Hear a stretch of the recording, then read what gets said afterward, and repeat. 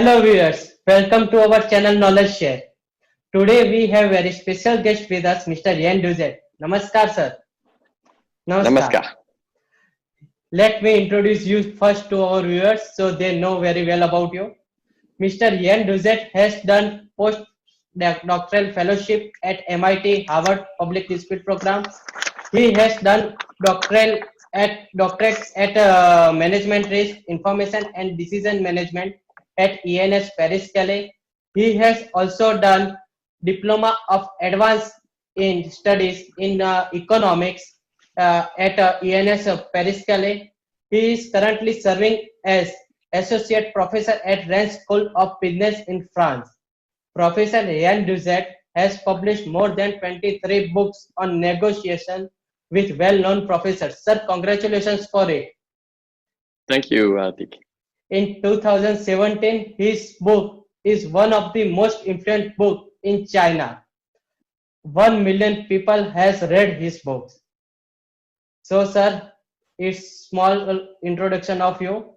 I know you have much more very well qualifications and achievements in your name, but I will share to our viewers it in our description. Looking at your track record of more than 160 interviews, I think our viewers will today get very well in-depth knowledge about negotiation. So, sir, let we start our discussion, and I hand over to you. Please tell our viewers about negotiation. Thank you. Thank you. So, thank you, Hardik, for the invitation, and it's a pleasure to share the science today with my Indian friends. It's a country that I visited about 15 years ago, and that I really cherish. I discovered the wonderful food of India, and I'm a great fan of the culinary of India.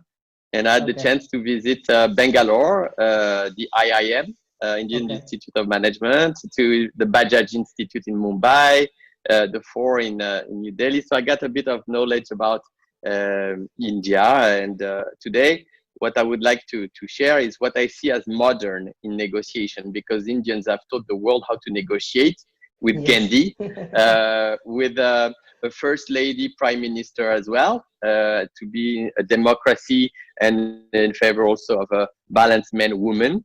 And it's a culture that is now the most dynamic in the world.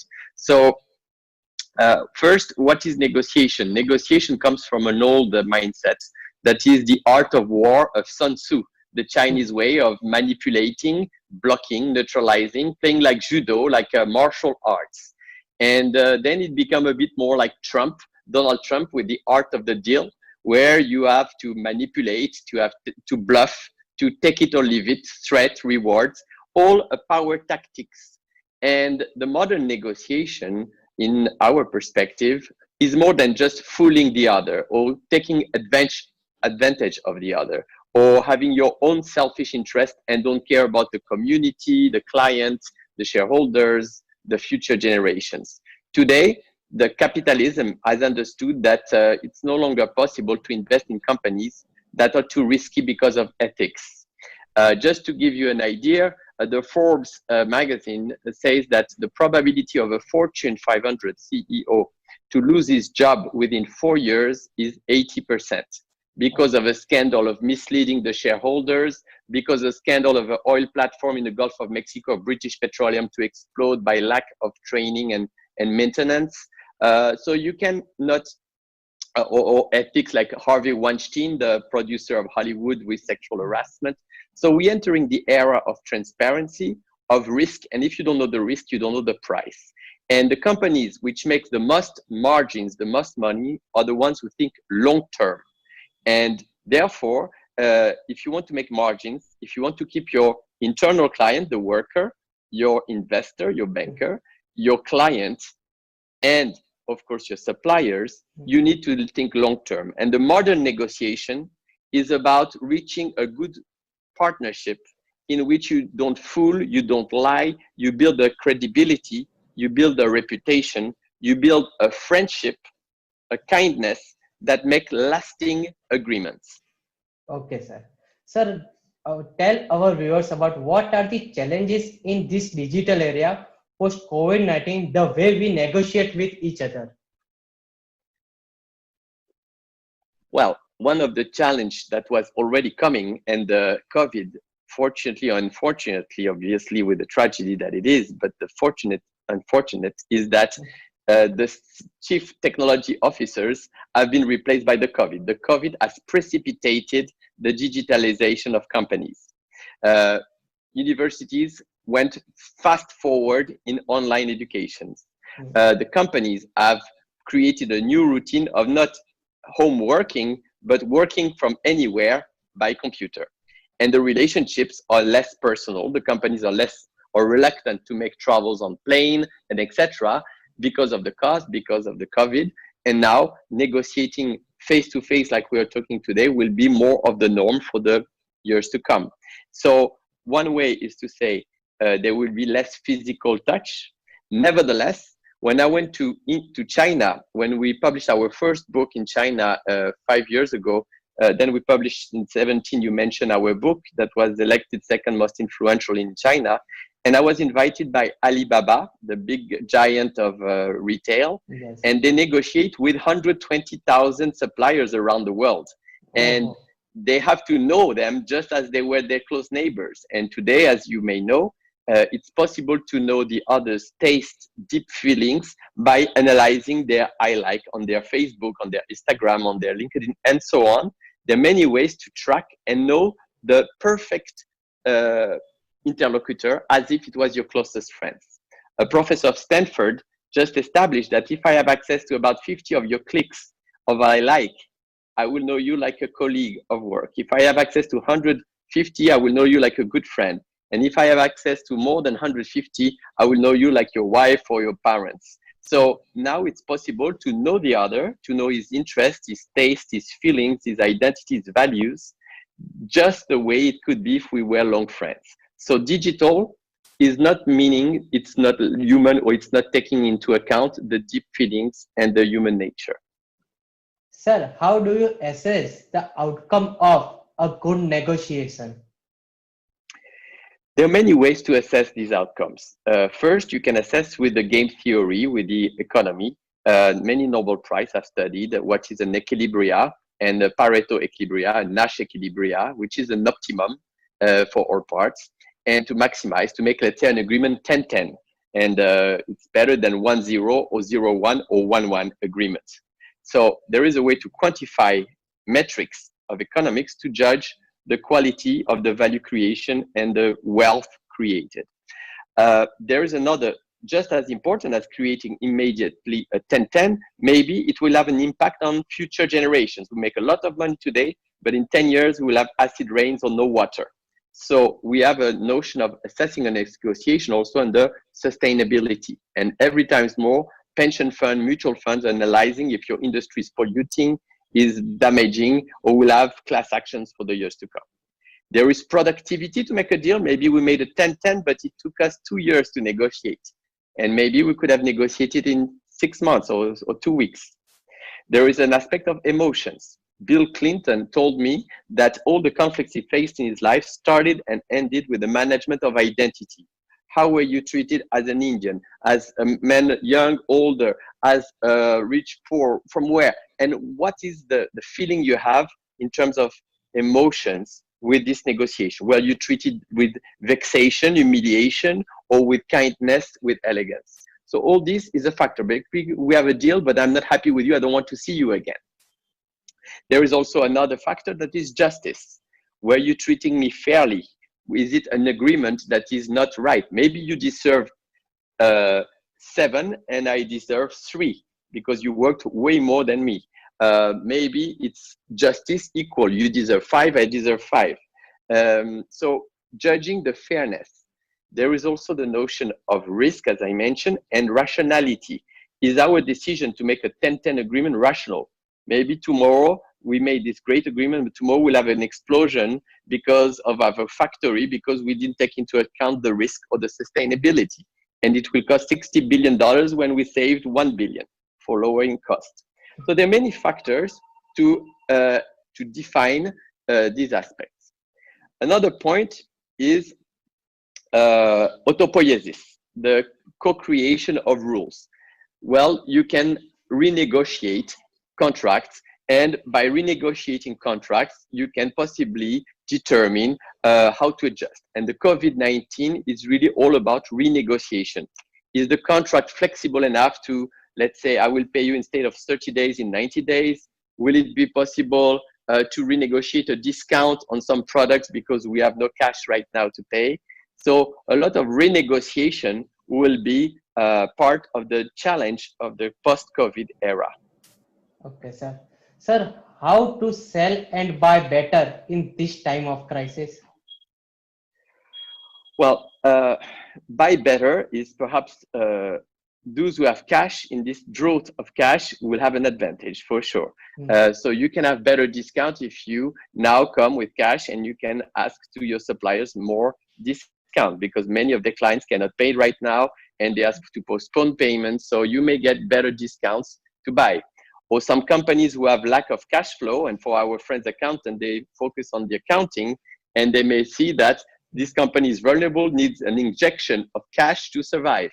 And you can buy companies at a cheaper price. When everybody sells, buy. When everybody buys, sell.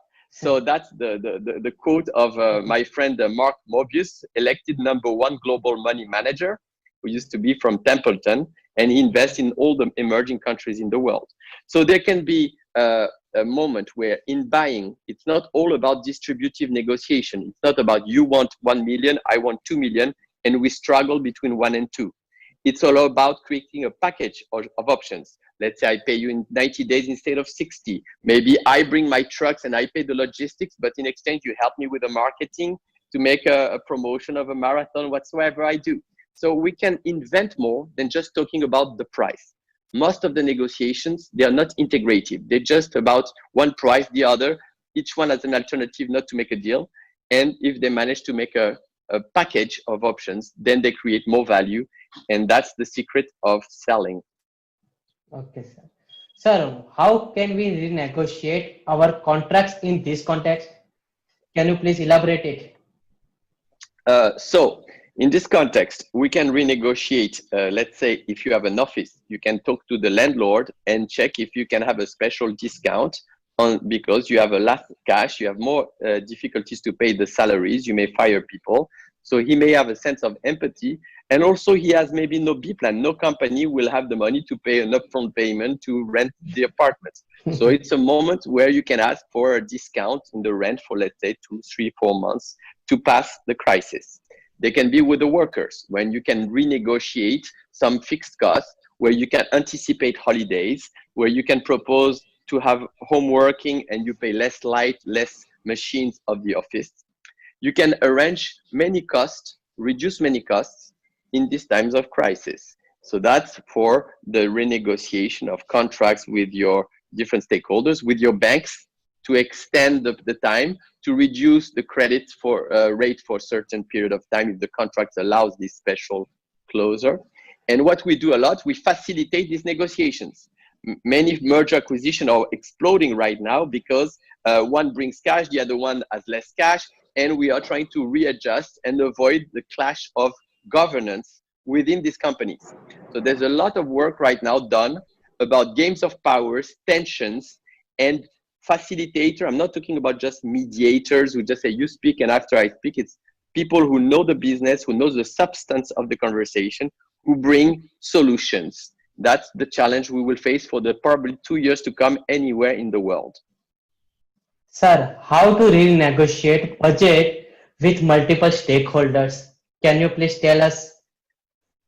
Yes, we wrote a book called Negotiation, Negotiation for Public Leaders, which is public-private partnerships with Frank Zerunian. And we hope to publish it in India soon, as it's in English. So we are talking to some publishers, and some of you viewers may enter and get in touch with us if they're interested in adapting with Indian cases. And a recent book, also Negotiation for Business. And what we say is collaborative governance is the key. It's very difficult to make department collaborate. Very often the accountant, the financial people have the power of money and want to save, they are risk averse. The marketing salespeople are risk proning and they want to spend. And you have the lawyers who see the legal risk and they are working slower very often than the accountant and the salesperson. And these three departments struggle, or sometimes even four, the logistics, the engineer. And you have a triangle of Bermudes where you lose contracts because there's no collaboration.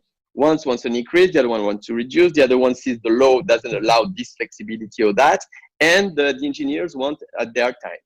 They cannot deliver or do the logistics at the time of the salesperson. So synchronizing, speaking the different language and not saying it's more important the money, or the legal risk is more important, or the money that comes in from the cash of sales is more important, or the worker, the creativity, the innovation is more important. Everything is important. And there's a game of egos, and it's very strategic to bring neutrals, facilitators, diplomats that come and understand the piano of the accountant, the trumpet of and nobody screams more than the other, to make an harmony within this group. And many companies struggle because they cannot break the eggs to make an omelette, make these different departments collaborate. And many contracts of sales or contracts with financiers are failing because of lack of cohesion and consensus within the company. And we wrote a book with Lawrence Susskind, the founder of the program on negotiation at Harvard. He's a professor at MIT as well. And it's called, in English, Build to Win. And he has a book called Breaking Robert's Rule, where it's in the city hall how to organize a budget with the associations who want more money. Some wants money for making a cricket tournament. The fire department doesn't want fireworks for the National Day because it's too risky. The policeman wants. The commerciants want a parade, and nobody agrees with nobody. So how to align all the interests? How to see the preference and what is negotiable, non-negotiable? How to involve people so that they participate, they feel we listen to them, we respect them, and they will not block or rebel the project. So it's all about having a facilitator, a negotiator. Negotiation is about a new way to negotiate that involves, integrates, listens, and constructs a molecule that is richer. It's a bit like We Are the World, the music with Quincy Jones, my dear friend, which can bring Michael Jackson, Stevie Wonder, Bruce Springsteen, people who have very different backgrounds, and make them sing together. And that's the art of being a modern negotiator. It's like a chef conductor that respects the identities, the differences, and integrates instead of rejecting the difference. Okay, sir. Sir, what are the challenges right now when we go to the banks regarding to renegotiate about the credit, which is actually a core issue right now, because everyone wants to renegotiate his credit during this crisis period. Yes. Well, I'm working right now with Bank of Brazil, one of the biggest banks in the world, of Latin America anyway, to train them in negotiation with their clients, because they cannot kill or let their clients die, because they will lose even more so. So what is the reasonable negotiation? What is negotiable, non-negotiable? What are the preferences? Time is the main issue in negotiation, the main factor of failure. How you want short-term, long-term. What is the notion of time? You should pay me very fast, very slow. So it's all about adjustment and good sense. So we suggest to define a process of negotiation that comes with 4 steps and 10 elements that are the ingredients to manipulate, how to align the interest, how to align the options. I will tell more a bit later about this technique, the 10 elements of negotiation. That is the core of what we teach around the world, because there used to be the Getting to Yes book with William Ury, the bestseller in negotiation from the program on negotiation at Harvard from the 80s. And he had 7 elements, and we enrich a bit with 10 elements, and we included the mutual gains approach of Lawrence Susskind, with whom we published a couple books, in which we talk about the mutual gains approach with 4 steps. So we have 4 steps, 10 elements. It's all a technique that these banks can use when they come to negotiate. The timing, the concession, the legal compliance, the relationship, the power, all these factors matter, but you cannot be amateurish. Many people negotiate just being nice or speaking loud. It's not that. It's surgical, it's technical, and that's the modernity for banks and for companies if they want to negotiate with a high probability to make a deal, high productivity to make a deal, and increase the size of the cake, create value to generate mutual satisfactions. That's what negotiation is all about. Probability, productivity, and mutual gains. Sir, so let we come to that topic. What is the negotiation which you are talking about? First, negotiation comes with a process, a technique, because we think that if you negotiate tennis or golf with old clubs and old ball or old wood rackets, you will not perform well. And if India wants to perform at a world-class level, they cannot live with techniques of the 80s or of the art of war or just being nice and being sweet talk. So we have a surgical checklist, and Bill Gates talks a lot about checklists for pilots, for clinical, it's a protocol. So we come with a checklist of analysis, the context, economic, cultural context, history. Second, aligning the interest of the bank, interest of the company with their preference, desire, necessities. For each interest, we invent options, which is the third element. For the interest finance, paying 30 days or paying 90 days. These are two options that attend the interest finance. That's the third element. Relationship, how are you treated? Are you treated like a bossy banker who humiliates the little supplier or little clients, or do you feel respected? What is your emotions? And that's where negotiation comes with the modernity of neuroscience. We understand what's the limbic brain, the precortex, and we published a book with the Nobel Prize of Economics, Kahneman and Tversky, about the thinking, how the hippocamp works, where we take the memories, the limbic brain, the emotions that are more primitive, the logic, and so the molecules of emotions. Are you high on testosterone, so you are aggressive? You have a high dose producing of cortisol, so you will be more fearful, and you will doubt, and you will want more criteria, standards, facts, rather than talks. Are you estrogen, oxytocin? You want affection, you want relationship and connection. Are you more focused, therefore, on aligning, integrating, like we talk about oxytocin, estrogen, cognition, meaning communication, information, misinterpretation? Are you in a moment of adrenaline, a dopamine that is, you are risk-prone, you don't suffer, you want something new, you want new interests, new options, you want to be creative and destructive creation? Or do you think long-term you are serotonin, you want to think long-term, a contribution for a better generation, for the better world, and you would think about the long time and donations, concessions, or sacrifice. So there are all these emotions that is within the model of negotiation, understanding the precortex, the limbic brain, the neurotransmitters and hormones, and we bring the digital transformation. Now we know that if you ask who wants to be a millionaire, let's say in India, the movie Slumdog Millionaire, right? Yes. If you ask, it's in the book Revolution Platform. If I ask how many inhabitants, let's say in Tokyo, and I don't know, I can call the audience or my friend professor expert in geography. Yes. If I call my friend expert, my authority, he has 60% chance of giving me the right answer. If I ask the studio, 93%.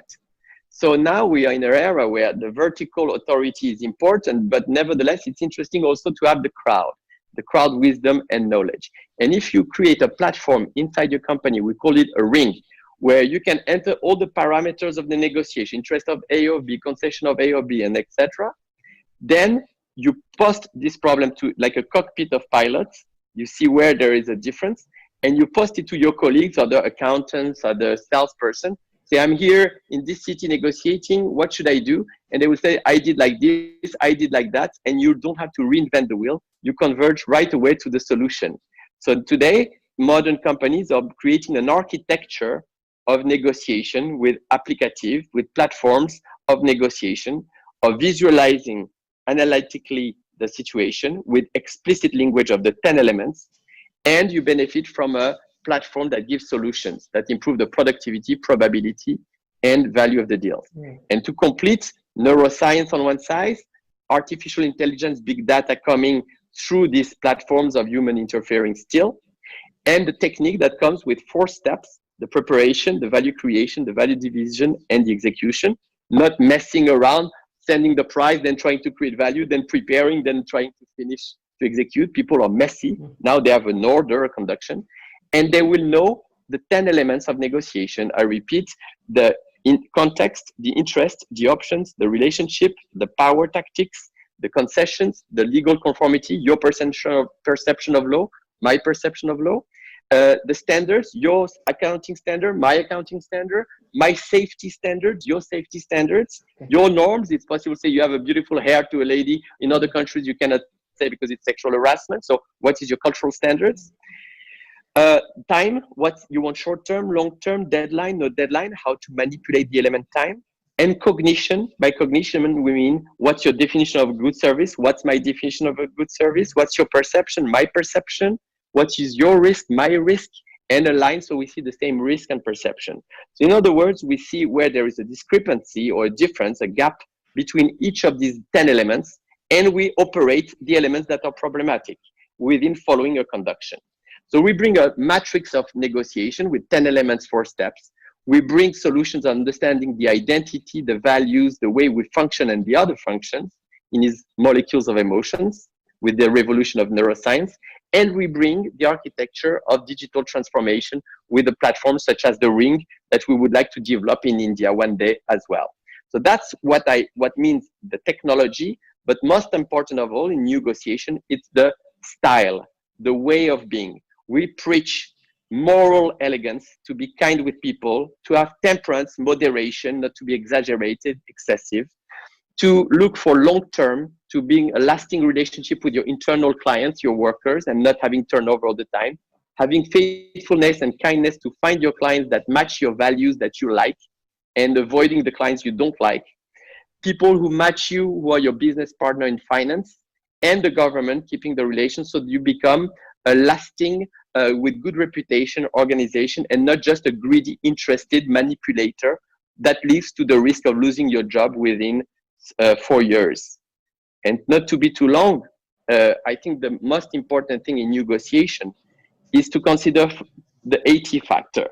You spend 80% of your time, of your life negotiating. And if you spend all this time, it's a fight with your family each time you disagree with something, with your neighbors, with your secretary, with your clients. Each time he sees a different value, a different price, a different definition of quality, it becomes a pain, anger, and fear, your life will be miserable. So how to turn the negotiation playful so that you spend 80% of your life with pleasure, with enchantment. And if the person is stubborn, doesn't match your values, maybe it's better not to work with him, not to have him as a client or not having as a shareholder. And negotiation is not about saying yes at any cost. It's also to say no, thank you, a positive no. And another factor, 80% of your success in your career depends on your ability to negotiate. So it's according to the Carnegie Institute of Technology. So how you communicate, your leadership, your influence, your way to negotiate, to deal with people is 80% of your salary. 20% will be your technical knowledge as an accountant, as a lawyer, as an engineer, as a salesperson. So in average, around the world, 93% of people have no training whatsoever in negotiation. They don't have the mentality of modern negotiation. So they just have 20% of their value, in other words, because they are very poor negotiators. Sir, I have heard you, and it's so much elaborated. You have discussed us about our negotiation. So can you tell us how can we learn about these negotiation techniques? Well, there are different possibilities. We have books. You can read our books, Negotiation for Public Leaders in English. We have in Chinese, I mean, in many languages. We are just soon publishing Negotiation for Business. And I hope, and I invite India to contact me on my LinkedIn, Yann Duzert, or yann@negotiation.com to come, and maybe we can make an adaptation for India with Indian cases. So that's a way to learn. Books. We do a lot of keynote speeches in India, Brazil, around the world. So we can come to India to share the science. Trainings, presential. They are online education, and we have online courses that comes with exercise to understand the 4 steps, the 10 elements, how your brain works, your neuroscience, to your body language, and cross-cultural issues, so that Indians become every time more connected and world-class players of negotiation. We have this platform of technology we already implemented with Hewlett-Packard, with my colleagues of Harvard. They made a book called Build to Win about these collaborative platforms, these information systems, architecture, institutionalizing negotiation inside the company. So we have the online courses, we have the app, and we have a dispute board that is worldwide. It's called Negotiation, and negotiation.com, in which we come to countries with expert local, and we help resolving disputes with suppliers, with banks, internal governance, collaborative governance, public-private partnerships with government. We work a lot with governments in Brazil with the Supreme Court and with the general prosecutor to negotiate taxes return or all these factors of public-private negotiations. So there are many ways to have access to these modern techniques and really improve. It's like playing tennis like Nadal instead of playing like Björn Borg in the 80s. Okay, sir. So let me ask you our last question. How can we benefit of dispute board meeting? Of How dispute can board we? meeting. Yeah. Yes. So it's a person that comes to, we did that with Petrobras, for example, in the middle of a scandal of corruption. They needed help. The company was in deep crisis. The shares had dropped by 70%. The oil, I mean, it was the perfect nightmare. And they asked me to come to reduce the sourcing cost. They wanted to reduce by 5% the cost of buying, and the second year by 10%. And Petrobras is the biggest buyer in the world. I talked about Alibaba with 120,000 suppliers. Oh, yes. Petrobras has 17,000 suppliers only. It's a lot. Okay. And they buy $30 billion per year. So they wanted to reduce, as you understand, the second year by $3 billion the cost of buying. Okay. And what we did as a dispute board, we did clinics. First, we make an alignment. During the first day, we give the language and the technique of the 10 elements, the 4 steps, the style, the mindset, and what is the game theory, all these tools that help you playing better. Then the day after, we organize the dispute board where we say, what are the interests of Petrobras? What are the interests of Technip, Schlumberger, Halliburton? What is the option of Schlumberger, of this, of that? And they have a clarity like a pilot who knows how the flight will be. They see where they will have opposite winds, different seas. And the day after, they go with clarity. And the problem is, the chance is that once they present a PowerPoint of their analysis of the negotiation, the colleagues bring solutions. We bring solution. Here you can make this concession. Here the law allows this. Here you can play with the time. Here this and that. They have an enriched solution package, and they come much more confident. And we follow. Sometimes we go to the negotiation, sometimes not, and we bring the feedback. So it's a way to prepare, coach, and let the player play. If it's Nadal, he plays by himself, but we made all the training. That is the most important thing in negotiation.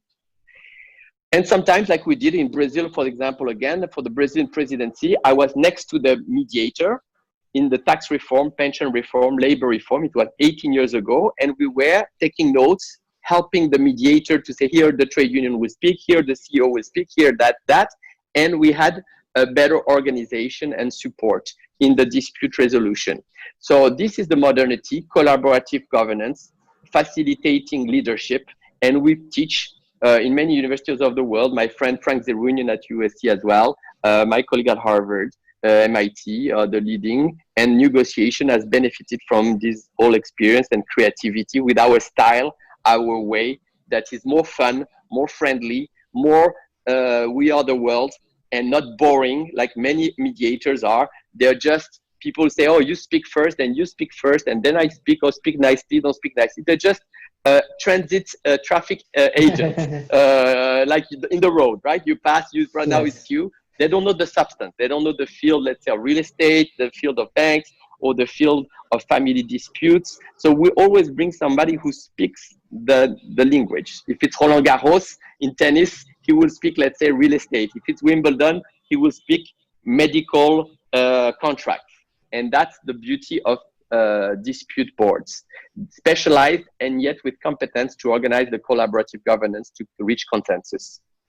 Thank you so much, sir. You have given us a very wide, broad view about the negotiation. It's really great pleasure, sir, to talk with you. Our viewers my pleasure. Our viewers really get so much knowledge about the negotiation, and you have given us such a wide way to think about this topic is so much important for us also. Thank you so much, sir. Thank you very much. I hope to see you in person after this crisis. I know that it's a very difficult time for everybody in the world. So I ask you to say what Madre Teresa used to say. In the book that I read, Madre Teresa CEO, she talked about having a discipline of optimism. So it's more than ever, we must keep the faith, keep a discipline of optimism. We will get out of this crisis, and I'm sure we will learn a lot from it. And when we get out of this crisis, I can't wait to come back to India to meet you in person, meet our viewers, because it's Tree, I love it very much. So I hope to do many things in the future with you guys. And I invite you to interact if you have questions for those who watch this video, to contact me on LinkedIn, let's say, or Yann@negotiation.com, or with you directly, who can pass. And I will be glad to share after this video. So thank you very much. Okay, sir. Thank you. Thank you so much.